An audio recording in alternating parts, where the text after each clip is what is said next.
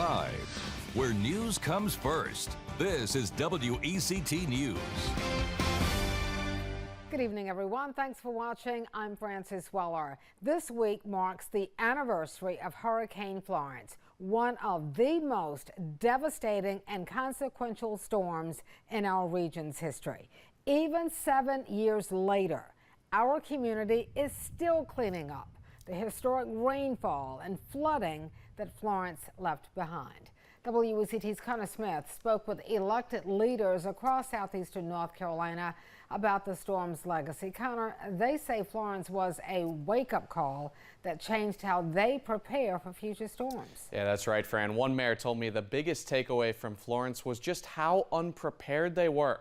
So the goal for leaders here over the last 7 years, making sure that's never the case again.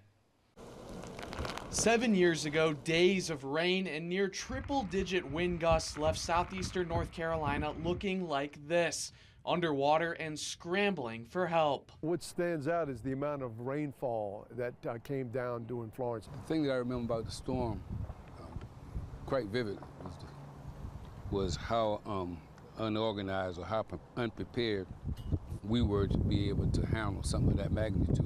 Hurricane Florence took over 50 lives and billions in damages. Southeastern North Carolina left on an island.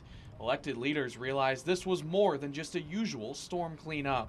All of us in eastern North Carolina came together, all of the elected leaders, and said, we've got to do something about this. We cannot be cut off from the world for 4 days. A group of over 60 mayors and county commissioners across eastern North Carolina created a Recovery and Resilience Alliance focused on preparing for disasters together as a region. We just hope, we don't have anything like that again, but we also want to be prepared if we do and when we do. Since Florence, Burgaw Mayor Olivia Dawson, Navassa Mayor Euless Willis, and Wilmington Mayor Bill Saffo say the alliance has created tangible results.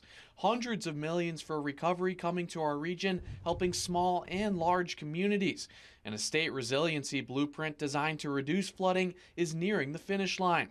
Still, with recovery efforts ongoing, there's a lot of work to do. Even 7 years later, there are still gaps in the system and still people that are recovering from Florence. Leaders say infrastructure improvements helping individual families still recovering and mitigating the impact of climate changes are at the top of the list. So they're rebuilding with the hope this isn't our reality ever again.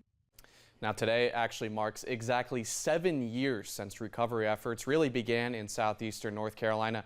WECT's wall-to-wall coverage of Hurricane Florence actually stopped on September 16th, 2018 as the cleanup started. Fran?